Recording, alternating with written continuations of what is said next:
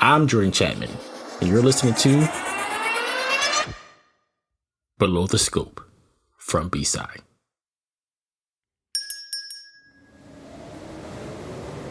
It's 1887, and a young black man named Matthew Henson is working in a shop in Washington, D.C. A military engineer walks in named Robert Edwin Peary. Peary offers Henson a job as his assistant on an upcoming trip to the jungles of Nicaragua. Henson accepts, but this journey leads to an ever-changing land of ice and snow. It's a race to an imaginary point of obsession, the North Pole. There, at the top of the world, all lines of the meridian meet at a single unseen point, below the scope.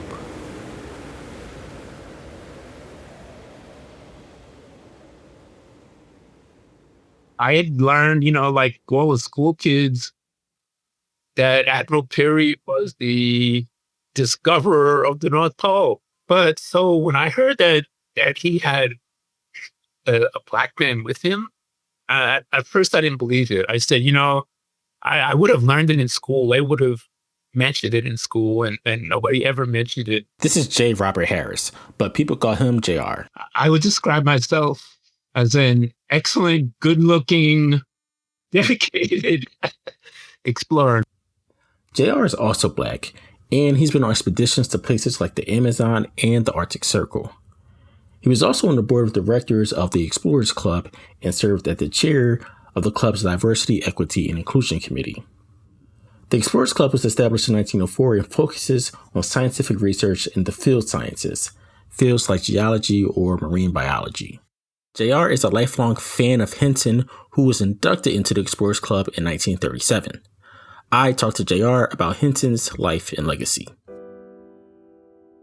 Matthew Henson was born in 1866 in Maryland. His family were freeborn sharecroppers, but the racial tensions of the time forced his mother and father to move Henson and his siblings to Washington, D.C. But his mother and father died soon after they arrived. His uncle began taking care of him and sent him to a black public school for 6 years. However, during the final years of school, his uncle died as well.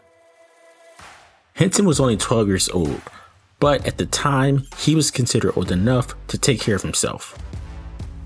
He moved to Baltimore, a bustling port city just up the road from D.C., a place where many were looking for manual labor. And that's when he met Captain Child, a captain of a ship called the Katie Hans. He went to the harbor and saw the ship and asked the captain if he could have a job there. There were other sailors who said, "Why are you taking this black kid?" They weren't that crazy about it, but the captain said, "No, I'm going to take it." But Captain Child brings them on anyway, and Henson works as a cabin boy. During the first journey, the Katie Hans was bound for China, and Captain Child basically took Henson under his wing. By the time they reached China, Henson was already a pretty good sailor. Over the next several years, Henson and the Katie Hans sailed to Japan and the Philippines. Then they head to Africa, France, and even into the Black Sea south of Russia. And by this point, Henson has spent almost his entire teenage years at sea on the Katie Hans. But then in 1883, Captain Child gets sick and then dies. Henson was basically back to square one. He had to go back to D.C. and get a job. There he gets a job as a store clerk in a haberdashery. And that's when he meets Robert Edwin Peary. This was the kind of person Peary needed, as his obsession was already taking shape. Most of us will never get the chance to see the North Pole. You see the northern lights, frozen, icebergs, the tundra. It's beautiful, gorgeous scenery. But it's a tough life. You have to have the right mental attitude, but it's livable. Inuit people have been living in the Arctic Circle for centuries, but it wasn't until the age of exploration that people from the West began to explore the region. So when Robert Edwin Peary was born in 1856, exploration and expeditions were already underway. It was highly competitive on a European and American scale. This is Genevieve Lemoyne. She's a curator at the Perry McMillan Arctic Museum at Baldwin College in Maine. So there were explorers, obviously from the United Kingdom, from England particularly, and Scotland, other Americans, Italians. There was lots of people very keen to be the first person to get to the North Pole. And before the North Pole, there was the Northwest Passage that people were trying to get a shipping route through the Arctic from Europe to Asia. And so there had been many, many decades of exploration in the Arctic. Peary's obsession to become an Arctic explorer and eventually reach the North Pole started in his 30s. He had already earned his civil engineering degree from Bolton College and was a civil engineer for the United States Navy. He was leading expeditions in Central America to identify a canal route that could connect the Atlantic and Pacific Oceans. As he was wrapping up surveys in Nicaragua, he began reading about the expeditions on the Greenland ice cap. He became so interested that he requested a 6-month leave from the Navy to visit and explore Greenland himself. And then when he got there, he attempted to do a solo journey before he was convinced not to. Peary and a small crew attempted to cross the Greenland ice cap, but they had to turn back because they didn't bring enough supplies. But he was determined to return one day. He thought becoming an Arctic explorer would make him famous, and on the way back to the United States, he wrote to his mom, quote, "Remember, Mother, I must have fame, and I cannot reconcile myself to years of commonplace drudgery." After this journey, he went back to DC, where he was once again selected to identify the canal route in Nicaragua. And I think he was a little bit reluctant. And so to kind of sweeten the pot for him, they said he could hire a valet who would be paid by the Navy. As he's preparing for this expedition in 1887, that's when he met Henson. And he hired him as a valet, so as a personal servant. And they went down to Nicaragua. By the time they came back from Nicaragua, Henson was leading one of the survey crews. Very, very early on, Peary recognized that this young man, and he was quite young at that point, had a lot of skills and was quite competent. So he moved within, the space of a few months from being somebody's valet to leading a survey crew. Ultimately, the United States decides to build the canal in Panama, and Peary and Henson head back to the States. But while they're back, Peary gets to work. He gets Henson a job as his messenger at the Philadelphia Naval Yard, and then he gets married to a woman named Josephine Diebich. While this is all going on, he's working on going back to Greenland. He gets 18 months off from the Navy, and then he secures funding from the American Geographical Society in New York, and funding from the Academy of Natural Sciences in Philadelphia, which is now part of Drexel University. He's also recruiting scientists and experts for the journey. This includes a physician and ethnographer named Dr. Frederick Cook, who becomes a doctor for the expedition. And of course, he also asks Henson to join him on the expedition because Henson has become one of his more vital team members. Despite everybody telling him that an African American could not stand the bitter cold of northern Greenland, he said, "Yeah, I'll go." And he did. And he went on every single one of the expeditions after that. So after months of planning, they finally cast off for Greenland in the summer of 1891. But things don't go as planned. While they're at sea, Peary has an accident when a bar falls on his ankle and breaks it. Dr. Cook helps him recover. But once they reach Greenland, Peary has to stay off his leg. Meanwhile, Henson, Cook, and the rest of the crew learn how to survive in the Arctic from the local Inuit community. They wait out the fall and winter months, which gives Peary enough time to recover. When he does, he and a famous Norwegian explorer named Ivan Astrup cross the ice cap by themselves. They're on their expedition from May to August. And when they're days away from meeting back up with the rest of the team, another tragedy strikes. A man disappears while collecting samples, and his body is never recovered. Peary's second expedition into the Arctic Circle was bookended by serious accidents, yet it was largely considered successful. He and his party had crossed Greenland and helped settle debates about its geography. After this expedition, he began to get the fame and recognition that he wanted. Peary had kind of a flair for publicity. And when he wasn't in the Arctic, he would be out there raising money by giving public lectures. These lectures included places like the National Geographic Society and the Explorers Club. But he hadn't really made the attempt to go to the North Pole yet. And then in 1898, that's when he really was like, okay, I'm going to go. I'm just going to try and go to the North Pole through Smith Sound, up Kennedy Channel, northern Ellesmere Island, and then to the pole. That's where we're going to work, and that's what we're going to try to do. It didn't work. He and Henson were there for 4 years. 4 solid years. These are basically the dog days of Peary's expeditions. I think he might have got a new farthest north, but he never got really anywhere close to the pole. That's when Peary lost most of his toes to frostbite in those years. It was tough on everybody. They didn't have the kinds of supplies and things like that they would later. It also becomes more clear just how important Inuit communities were to Peary's expeditions. He knew that the Inuit technology was the best. So the clothing, they always wore clothing made by Inuit women because that was far warmer than anything they could get in the U.S. The dog sleds are another matter because Peary always thought he could do better on the dog sleds. But he eventually settled on a design that's essentially an enlarged version of a traditional Inuit sled, although Henson became one of the best dog drivers in the community. And it just seemed that Henson adjusted better to living with the Inuit. Henson was integrating into the community. He was more fluent in the language. Peary could speak it, but not as well as Henson. And Henson, I think they just thought of Henson more as one of them.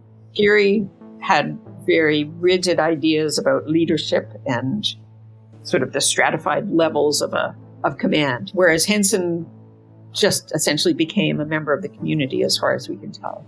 And so he was then kind of a really important liaison for Peary in working with people.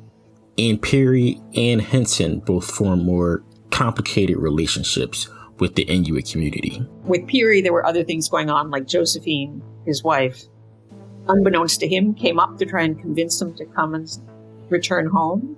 And her ship got frozen in, so she spent a winter in Greenland on a ship without him. He didn't find out that she was there until the spring. Meanwhile, she had met his Inuit wife, who was pregnant. And Henson had his own ups and downs too then. He had an Inuit wife in those years as well, and she had some kind of disease. Peary tried to have a doctor with him all the time, and the doctor, this is early 20th century medicine. Sometimes he thought she had a kidney disease. Sometimes he thought she had a liver disease, but she eventually died. He really took that hard. And, Peary wrote in his diary that he didn't know if Henson would ever be, back to his normal self again. Peary also brought back members of the Inuit community to the United States. In 1894, Peary and his wife brought back a woman named Akir Yusak and hosted her in Philadelphia. Then a museum curator named Franz Boas made a special request. He asked Peary to bring back one man to spend a year at the American Museum of Natural History so that the curators there could study him, could interact with him, and learn about culture in northern Greenland. According to Genevieve, it's not entirely clear how the other Inuit were convinced to come to New York, but it's likely that they volunteered and were promised that they would return home. 6 of them came, including a father and his son, whose name was Minnick. They get to New York, and Peary, first he charges people to come on board the ship and see them, which is terrible. Then he hands them off to the museum, and basically he's done with them. He heads off, in fact, to go on a lecture tour in Europe, so he's not even in the country. 4 of them die of tuberculosis in just a few months. One of the survivors is a man who goes back to Greenland, but Minnick lives. But with the death of his father, he's adopted by one of the museum curators. Eventually, though, he finds out from a newspaper that the funeral that they'd held for his father was a sham. They had taken his father's body and all the other bodies, and processed them to recover the skeletons, and that the skeletons were at the museum. Minnick's father was on display as part of an exhibit at the American Museum of Natural History in New York City, and he was never able to recover his remains. Henson and his contributions were also being diminished during this time. While Peary was being invited to give lectures at science organizations around the world, Henson often didn't get these same invites.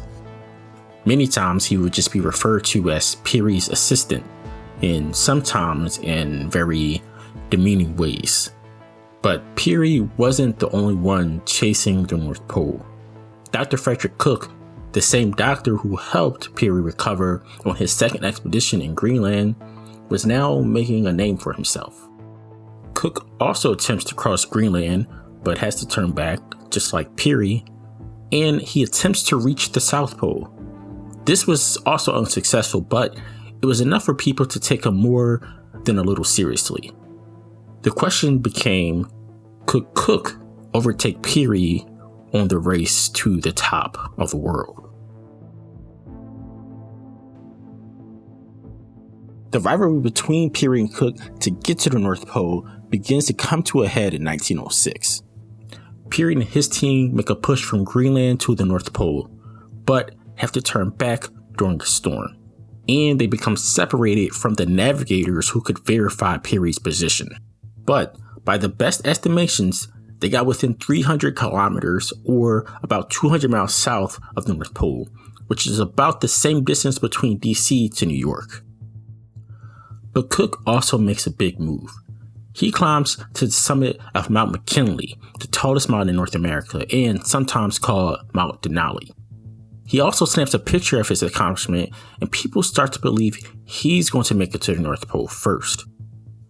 Then, in 1907, Cook sets off for Greenland to brave through the fall and winter months around the Arctic Circle before making the final push to the North Pole.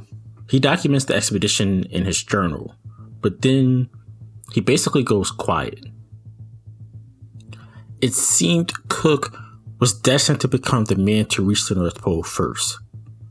But Peary isn't satisfied. Hoping to make a final attempt and beat Cook, Peary gathers Henson and the rest of his team, and they set off with the goal more clear than ever. Henson kept a journal during the expedition. Here are some of the passages of the expedition from his book, A Negro Explorer at the North Pole. Note that some of the language has been cleaned up for clarity and to remove outdated language referring to the Inuit. July 6, 1908. Quote, "We're off. For a year and a half, I have waited for this order, and now we have cast off." July 24th, 1908. Quote, "Still northward bound, with the sea rolling and washing over the ship." August 1st, 1908. Arrived at Cape York Bay and went ashore with the party. August 8th, 1908. My 42nd birthday. I have not mentioned it to anyone, and there's only one other besides myself who knows that today I am twice 3 times 7 of age. 17 years ago today, Commander Peary, hopping about on his crutches with his right leg in a sling, insisted on giving me a birthday party. I was 25 years old then, and on the threshold of my Arctic experience. About a month later, Henson writes that they've arrived at Cape Sheridan off the coast of Canada. They had spent the winter there, and a few months later, he writes, quote, "Day does not break in the Arctic region, it just comes on quietly." But I must say that at daybreak on March 1st, 1909, we were all excitement and attention. We were ready and standing at the upstandards of our sledges, awaiting the command, forward march. March 16th, the ice changed completely from being stationary. A distinct motion became observable. A false step by anyone would mean the end. With utmost care, the sledges were placed on the most silent floes, and with Ota, the most experienced in the lead, we followed in a single file. March 29th, the whole party was together further north than had ever been made by another human being, and in perfectly good condition. But the time was quickly coming when we, the little party, would have to be made smaller and some part of it sent back. April 1st, Commander Peary and I were alone, save for the 4 Inuit, the same as we had been so often for the past years. We looked at each other and we realized our positions, and we knew without speaking that the time had come for us to demonstrate that we were the men who, it had been ordained, should unlock the door which held the mystery of the Arctic. April 3rd. We were crossing a lane of moving ice. 4 boys and myself followed in a single file. They had all gone before, and I was standing and pushing at the upstanders of my sledge when the block of ice I was using as support slipped from beneath my feet, and before I knew it, the sledge was out of my grasp. I was floundering in the water of the lead. I did the best I could. I tore my hood off my head and struggled frantically. My hands were gloved and I could not take hold of the ice. But before I could give the grand hailing sign of distress, faithful old Ota had grabbed me by the nape of the neck, the same as he would have grabbed a dog, and with one hand he pulled me out of the water. He saved my life, but I did not tell him so, for such occurrences are taken as part of the day's work. Then, a few short days later, April 7th, 1909, the commander gave the order to build a snow shield to protect him from the flying drift of surface snow. I knew that he was about to take an observation. The commander gave the word. We will plant the stars and stripes at the North Pole. They had finally made it according to Commander Peary's measurements. They celebrated and followed the path back to the world they left, after more than 18 years of chasing their dream.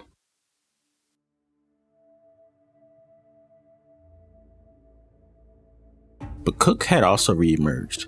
He says he reached the North Pole almost a year ago on April 21st, 1908. According to Cook and his crew, they spent the winter at an archaeological site. They say they almost starved there and even had to eat their sledge dogs. But finally, they made it to the coast of Norway to announce their return. And only about 5 days later did Peary and Henson make it to the Labrador coast of Canada to announce they stepped onto the North Pole first. Newspapers and scientific societies that sponsored the two of them are in a frenzy as they try to figure out whose claim is more legitimate. The North Pole is kind of a imaginary thing. I mean, it's the axis that the Earth spins on, but there's nothing there. It's middle of the Arctic Ocean on moving ice, the ice. Without a GPS, you were never quite sure when you were there. So both teams were asked to produce any evidence of their journeys, from navigational data to journals. Cook's argument is actually the shakiest. He never turns over his original documents. He does turn over some to investigators at the University of Copenhagen, but they determined that it's not enough to prove that he actually made it to the North Pole. It's also later revealed that his claim to have reached the peak of Mount McKinley was actually fake, and that he falsified the photograph of himself standing on the summit. After this, Cook's reputation never recovers. Peary's claim is the stronger of the two, but he also undergoes an investigation to determine if he's telling the truth. This includes using something called photogrammetry to investigate the photos he took during his expeditions. Peary recorded the heights of all the men, so they know the heights. They know approximately, they think, when they were taken, so they've got the shadows and the time. And investigators used all that to determine Peary's position on the Earth. Their analysis of the photographs was that they were within 5 miles of the pole, and that was as close as their navigation instruments could have gotten. Which means they may have never even stepped on the North Pole. They had some instruments where they could measure the angle from the sun, etc., and to figure out kind of where they were. But, it wasn't like taking out a, InReach or a GPS device. And Henson actually adds a wrinkle to who reached the North Pole first, because once they return, he's quoted in a newspaper as saying, "I was in the lead that overshot the mark by a couple of miles." And then later says, quote, "When we went back then, I could see that my footprints were the first at the spot." So it's not impossible to think that Matthew Henson was the first person to reach the North Pole. But then he also writes in his book, quote, "From the building of the pyramids and journey to the cross, the discovery of the New World and the discovery of the North Pole, the Negro had been the faithful and constant companion of the Caucasian." Which is a very uncomfortable quote, so I asked JR about it. or at the end of the bibliography, he says how he's proud to be a Black person, but also how he's proud to be a Black person under a Caucasian person. And that's a little uncomfortable as a Black person who I'm not an Arctic explorer, but I'm a geologist and archaeologist. So it's a little uncomfortable for me to hear that. So I don't know if you have any insight on that.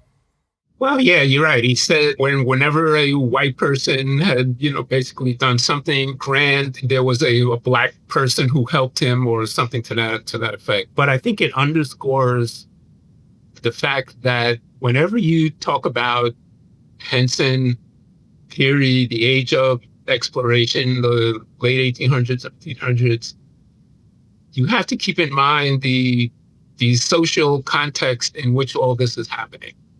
It was the Jim Crow era, it was post-Civil War. He understood that he had an opportunity that most Black people wouldn't have and never had.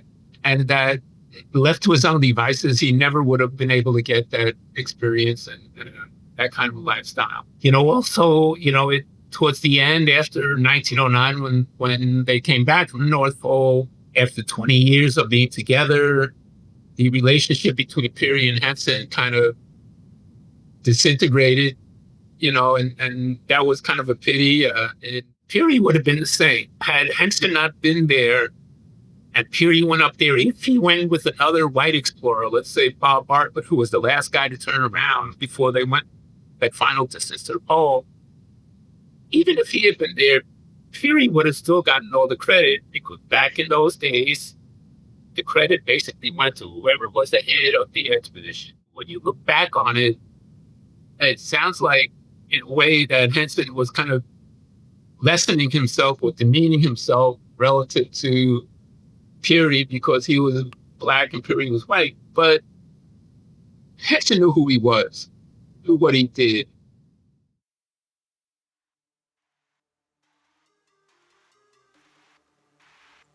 This episode of Below the Scope was written, narrated, and fact-checked by me, Jordan Chapman. Thanks to our experts, J. Robert Harris and Genevieve Lemoyne. Sound effects and music selections from this episode are from Artlist.io, and the full list of sounds used in this episode can be found on the show notes on bscientist.com. Down the Scope is a podcast by the Black Science Coalition Institute, or B-SCI. You can find a full transcript with links to the sources used in this episode on b-scientist.com. Please like and follow this podcast wherever you're listening, and be scientist.